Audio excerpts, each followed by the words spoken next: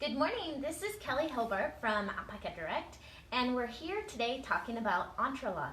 And the reason why I thought this would be a great skill to go over and review about how I learned to do Entrelac, and maybe a few tips that you might get so that you can be successful at doing Entrelac too. If you've never seen Entrelac before, I'm going to show you this pattern by Freckles and Pearls, and it's a free download on Ravelry, and you can see how Entrelac looks like it has a series of blocks, and those blocks are made as you go along. Each block is constructed, and then you would go to another block and construct it. So it looks like a very complicated skill, but it really is not that complicated.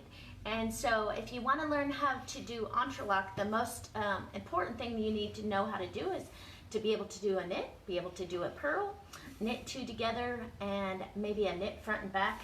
Very, very simple increases and decreases, and regular knitting and purling. So as we're going along, I will be talking about the ways that I learned how to do Entrelac. And don't forget to tell us where you're from. Maybe you can post comments in the comment section about what you're working on and what you enjoy, because this is how I came up with the idea to do the project that I'm doing this week. Is from our wonderful knitters out there who were asking about Entrelac and wanting to know a little more about it. And so I thought, you know, that's really great, because doing a new skill and learning it can be complicated sometimes. And so I just wanted to show you how I learned to do Entrelac and why I love it so much. It's so much, I love doing these little challenges where it's something a little different and it keeps your brain going and you're growing and learning. It's wonderful. So don't forget, as we're going along, if you like what you're seeing, don't forget to share with your friends. And every week we have a prize, and you can be entered to win the prize simply by posting comments in the comment section, maybe letting us know what you're working on. And if you have fantastic ideas about what you want to learn, maybe something new, something you're working on, go ahead and post that in the comment section, and we can use it for future Technique Tuesdays or Facebook Lives. And so for this last week, our prize was for some waves, and these are, yes, Jim? No. Okay, so we have these waves, and I was gonna offer 3 sizes, and they have these nice squishy handles. They're kind of ergonomically correct, and they're very comfortable on your hand, so it makes crocheting much easier. And so that was the prize for last week. And for this week, I need you to help me, because I have these mauve tones in one hand and then the blue and green in the other hand, and it's going to be 2 skeins of either one of these yarns, so that you can hopefully do a multi-directional scarf that we're going to be talking about in just a minute here. And so you let me know if you think these mauve tones or the blue and green, whichever you want, and those will be the prize for next week. Yes, Jim? They want to know what the yarn is. Oh, this one, I'm sorry, this one's called Classic Shades, and it's Big Time, and it's acrylic wool blend with long color changes. Now when we're doing Entrelac, the most important thing is to pick a yarn that has very long color changes, such as this Classic Big Shades. We also carry Gina, and Gina has long color changes as well. I also love Noro Silk Garden, and that is a little is a wonderful yarn to use as well. Also, Unisono has some great long color changes that you can do too. And then you can learn how to do Entrelac and knit your little blocks, and the colors will change for you. It's no extra work to make it do those color changes. You're just doing the little blocks as you're going along. So when I first learned Entrelac, I had no idea what it was at first, right? So I took this wonderful multi-directional scarf, much like the one that you see here, knit in the Classic Shades. And you see how it's triangles of going in one direction and then goes off to the other direction, and it's really wonderful how it changes, the color changes using these techniques. And this was a pattern that I used. It's called Dilwyn, and it's by the Barocco design team. Now when I made mine, because my yarn was bulkier than the yarn described, I increased only until I had 20 stitches, and then I went on to the next part of the pattern. You know me, I don't usually follow the patterns exactly. So, and that brings me to an important part as we're going along. I had a customer yesterday, and she was knitting a project, and she said, well, the instructions didn't tell me to do that. I'm like, well, maybe the instructions don't tell you to do something or not to do something, but you can use your critical thinking skills, and you can use all these tools that we have in our toolbox, meaning skills that we know how to do already. So slipping the first stitch or the last stitch of the row makes the edge look better. All those types of little skills as we go along. So I talked to her about that a little bit, and then she was a little more willing to try something new. I know there are people out there that they must follow the pattern. If the pattern doesn't say to do something, then they won't do it. And I ventured to say, just try to veer off that path a little bit, and you'll find even more beautiful projects out of being able to, veer off the path a little bit and change it a little bit. Mind you, a lot of these designers, they do the skills that I'm teaching you to do. They just don't always write it in their pattern, because if they wrote down all the little tricks that they had in their bags that they use, then you might get confused. And so rather than confuse you, they're going to keep the pattern as simple and as straightforward as they can. But when they knit the project, they're going to use all those little tips and tricks, because that's the way they knit. So as we're going along, we're talking about how to do entrelac. And I started by doing this multi-directional scarf, right? So we have this new skill that is rather a challenge to learn how to do, because you're knitting back and forth. It'll say knit 10, turn your work, purl back, and what have you. And then maybe do a decrease, or a slip, slip, knit, or knit 2 together, right? And so starting small and doing a scarf such as this pattern will get you to where you need to go to be able to, once you do the multi-directional scarf and you get used to doing increases or decreases as you're going along and making those little wedges, then making these squares. Do you see how this is starting to take shape and make squares? Isn't that cool? This is one where I had to join new yarn, so that is probably not the best spot to show you, but do you see how they're big? If you pull them out, they're big squares. So I started with this base triangle, and then what I did is I started doing squares going to the right, and it looks like rectangles, but they're not. If you pull them out, they're actually squares. And so it just needs to be blocked. But it makes this really beautiful little patterning, and it's super, super simple. So I thought I would just take a second and show you. So JG reads, she said it's snowing in New Mexico, and we heard it's snowing in Colorado. Oh my goodness. I heard there were 6 inches that they had in Colorado, right, Jim? Mm-hmm. Yeah, Jim's brother lives there, and they were telling us that. So yes, it did turn cold again. Even here, this morning I had to have a coat on again. It's cold. Anyway, I'm looking forward to some warm weather again. But until then, I can enjoy knitting, and I go outside anyway. I just have to stick a jacket on, right? So let's take 1 second, and I'm looking for, this is the Entrelac Cowl pattern, and all I did is went to YouTube and typed in an Entrelac Cowl, and this came up, and it's by Marley Bird. And so they have designed that cowl, and it is quite pretty. And so I just wanted to show you just a little tiny bit of entrelac so you can see how easy it is. I know when you see it like this, it can be very daunting, but I just started this last night, and it's not too difficult to do. And I slip the stitches on my edges, right? So I slip them needle tip to needle tip. And at the beginning of every row, I did that, so that when I do the pickups, because you have to pick up a lot of stitches, and having slip stitch edges makes it so that your pickups are super, super easy. And I'll show you what I'm talking about right here. So what I'm working on right now, I'll show you where I'm working in the cowl here. Oops, sorry, Jim, I gotta scoot away from the table leg. So on this cowl, I am working on left-leaning rectangles. Okay, and so 1 second, Jim. Let me just get this ready here. And so I have just completed this rectangle, which looks like it's pretty square as well, but anyways. What it tells you to do is to go ahead and pick up 10 stitches. So see how I have my slip stitch edge?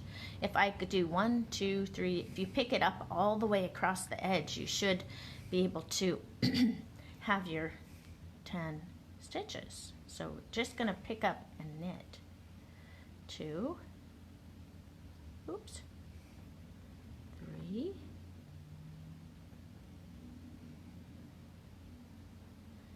4,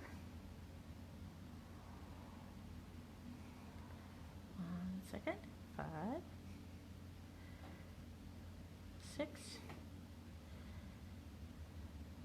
7, 8, 9, and this one right here is a little bit funny. So what I kind of was doing is trying to see where I could pick up 2. Maybe I'll pick up those 2 like that. There you go. So on mine, I slipped the first stitch, just needle tip to needle tip, and then I'm going to go ahead and knit. Oops, oh dear, I knit backwards. Instead of turning, I knit backwards. And it's the same as if I was going to turn and purl back. Okay.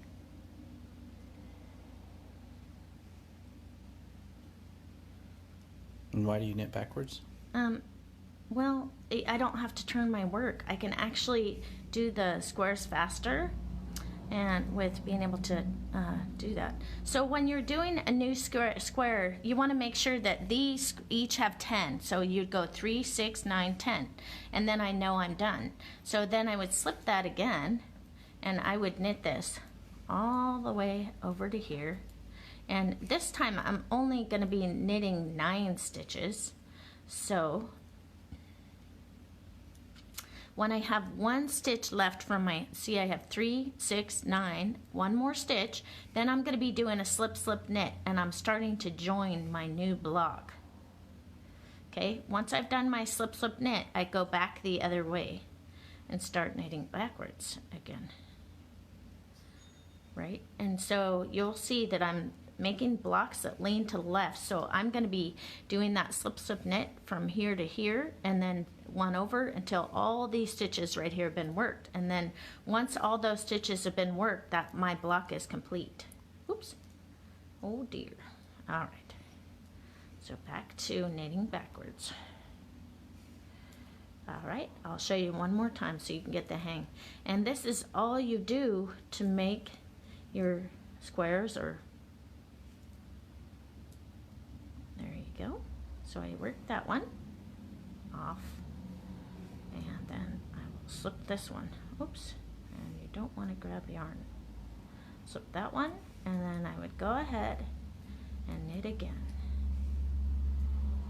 So I knit all the way until I have knit 9 stitches, because each block is a 10 stitch repeat. When I have 9 stitches that I've knit, I go a slip as if to knit, slip as if to knit, hold in the front, knit through the back loop. That's a slip slip knit. And then I would continue on doing this over and over, and you could see how my new block is forming right here. So that's how easy Entrelac is. It is super, super easy to do, and it's really fun skill. It's kind of like eating potato chips. This skill is also very addictive, very similar to brioche and some of the other things that we have. So, and it's using this lovely wool yarn, and it is called Gina. And I think that I'm going to have to probably use at least 3 skeins to finish this project. But that is a really nice pattern. And like I said, you can go to YouTube, and it's from Red Heart Marley Bird, and type it in and get this cowl. There are not a ton of patterns on Entrelac. There are just not a ton out there. So being able to find these few patterns. I really do like this Entrelac Scarf by Freckles and Pearls. It's another begin to Entrelac project that I would highly recommend. But once you learn these skills, you can just knit them. You can knit blocks that are 8 stitches wide, 10, 15, however many stitches you want. And you don't even really need a pattern, as long as you know you do a base triangle, and then a right leaning square and a left leaning square. And then that's all that you do to make those squares. So it's a fun skill to learn. I really, really like it. There is a question. They were wondering about the other scarf, why you chose that yarn for this one. Oh, that's classic big shades. Okay, there is a reason why that I chose this. It has the long colorways on it. And another thing that I like about it is when you're first learning a project, you don't want to get super, super expensive yarn. And this is reasonably priced, thick. It's heavier gauge so that it's easier to knit. So when you're learning new skills, that's really nice too. And it takes 2 skeins to actually make the whole scarf. So it's reasonably priced, and it allows you to learn, and it gives you a nice finished project without breaking the bank. So I do like this yarn for that project, and it was super fun to do. This project I did in one day, right, Jim? I did that on Sunday. So it's a project that it's kind of mindless knitting, actually. Once you get the hang of it, it's pretty easy to do.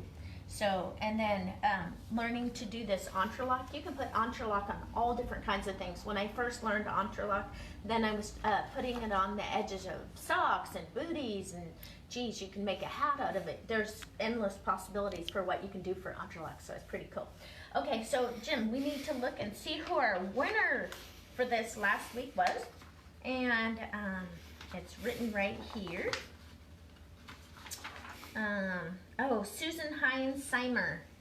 She is the one that won the waves. Congratulations, Susan. All you have to do is give us your address, and we can send these out in the mail to you. You'll really like these crochet hooks. They're wonderful. They're wonderful, and with the nice grippy handle. Yeah, they chose the squishy ones. Yes, that's awesome. And the prize for this week is the Classic Shakes Big Time in 2 skeins in either the kind of mauve tones or blue. And either one, you guys choose, and then we can decide, send these out next week for the price. But it'll make one of these multi-directional scarves, which is a great project if you want to learn how to do entrelac. And so it was a great pattern. I love doing entrelac. It is such a neat skill, and it teaches you to knit back and forth. If you've ever wanted to knit backwards, it actually is a really fun way to learn how to do that. And I guarantee you, by the time if you were gonna knit this cowl by Marley Bird, by the time you're done with the cowl, you would be a pro at knitting backwards. So if any of you have questions out there about anything that we talked about today, go ahead and feel free to ask questions. And don't forget, we have the VIP Facebook group, and we have a wonderful, wonderful knitters and crocheters, and it's a great place to get help if you need help with your projects. They're so helpful, and the knitters are such wonderful people. I cannot recommend it enough. Also, we are doing, this is the first month in June, will be the first month of our knit club. And if you're interested in that, it is on our website, right, Jim? And it has, there's a wait list right now? Yeah, we filled up in 4 days. Yes, we filled up. So there's a wait list, and if you wanted to put your name on that, you get the opportunity to use some very special yarns with great patterns. And we take those yarns. It's the yarns that I love, that are tested, that are true, and that I really enjoy. So I make sure that the yarns that we're using are ones that I love myself, and ones I've used many times. And then I make sure that the project is great for the yarn that we're using. So that's fantastic too. And we have some wonderful designers that are helping us design some of the patterns. So we have some treats for you coming up. So any of you that are interested in that knit kit, put your name on that wait list, and we should be opening it up again soon. So I think, have I covered just about everything, Jim? I think that I think I covered almost everything. I would just venture to say, if you haven't tried Entrelac, please try it. And if you do try it, start slowly. Do a multi-directional scarf or two and get used to flipping your work and working, knitting back and forth with simple increases or decreases, depending on where you're at in the pattern. And then you'll be a pro at Entrelac in no time. And you know, there is another way to learn these skills that is very helpful, is by joining the VIP group and helping each other when we're getting stuck, and maybe teaching each other, helping people in your open knit groups if you have one. And that way you can learn the skill and commit it to memory. You know, all of you out there, when I try a new skill, my motto is do 3 projects, because by the end of the 3rd project, I do not have to worry about memorizing the skill. I have committed it to memory and I understand what's going on with the skill, so that I'm able to recreate it or do it anytime I want to, and I don't have to look it up. So that is always really useful, especially as the summer is going on, because we're often traveling and maybe we don't have internet, or you know, maybe we can't look at something up on YouTube if we get stuck. So it is always a wonderful idea to do 3 projects. Yes, Jim? There's a question on the Knit Club. Sure. They want to know if you're going to do videos to help with the projects. Yes, I will be doing projects, videos for each project that we do, and helping you through any sticky points that you have at all. There will be a video to support you. So yes, we will be doing videos just for the knit group, and so you can look forward to that and getting my personal help. Also, we do have knitters that if they get stuck, they will call us or ask us or come into our open knit groups that we have. We have open knit groups on Tuesday, Wednesday, and Thursdays of every week, as well as many new classes. And what did we just, we're doing a brioche class. You know, that Rudbeckia hat that I had talked about in one of our Technique Tuesdays? We are doing that as an actual class, and we have students that are working through their brioche projects and having great fun with it. I mean, we have students that are very dedicated and working very hard, so I'm looking forward to see how they progress along to the next section of the class. So yes, we're always learning something new. I'm taking a look here to see that, I want to mention the winner for this last week was Susan Hines-Simer. Again, Susan, just in case, here's your wave crochet hooks. All you have to do is get in touch with customer service, and then we can get these out to you. So congratulations, Susan, and hopefully you'll enjoy those crochet hooks as much as I do. And this next weekend, actually this next Tuesday, should I say, we are going to be talking about another brioche project that I'll be talking about. It's a cowl pattern, and so I will be working away on that this week, and we can talk about it next Tuesday. So you guys have a great week, and keep warm out there, because I hear that it's still cold, and as well as it's cold here. But you have a great week, and we'll see you next Tuesday. Take care now.